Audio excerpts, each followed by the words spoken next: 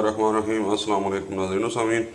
आज हम बनाने लगे हैं बहुत ही मज़ेदार से डिश चपल कबाब, जिसके लिए हमने ये तकरीबन 3 पाव गोश्त ले लिया था साफ़। इसको कीमा कराते हुए हमने इसके अंदर 3 अदद दरमियाने साइज़ के प्याज, 2 अदद टमाटर, 1 अदद सब्ज़ मिर्च, 2 अदद नीमू और 6 से 7 लहसुन के जवे शामिल करके हमने इसको कीमा किया।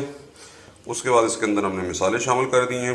उसके बाद इसके अंदर नमक, सुर्ख मिर्च, पिसा हुआ गरम मसाला, धनिया, खुश्क धनिया, ज़ीरा और भुने हुए काले चने का पाउडर शामिल करके इसके अंदर हमने मिक्स कर दिया। ये सब चीज़ें 1 टीस्पून डाली हैं हमने।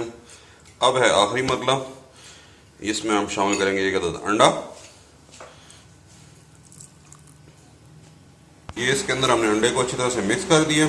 अभी हम इसके जिस साइज़ के आप चाहते हैं चपल कबाब बनाना, उस साइज़ में हम इसका पेड़ा बनाएंगे छोटा सा, और उसको प्रेस करके चपल कबाब की शक्ल में ले आएंगे। ये जनाब आप पैन के अंदर ऑयल ले लें, उसको गर्म कर लें। उसके अंदर आपने कबाब जो बना के डालने हैं वो बिल्कुल बारीक होने चाहिए, ये पतले होने चाहिए, क्योंकि जब ये पकेंगे ऑयल के अंदर तो ये फूल जाते हैं, थोड़े से मोटे हो जाते हैं।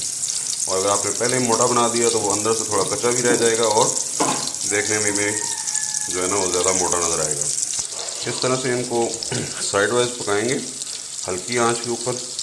एक साइड से आपने 3 से 4 मिनट पकाना है, फिर इसकी साइड चेंज कर लेनी है।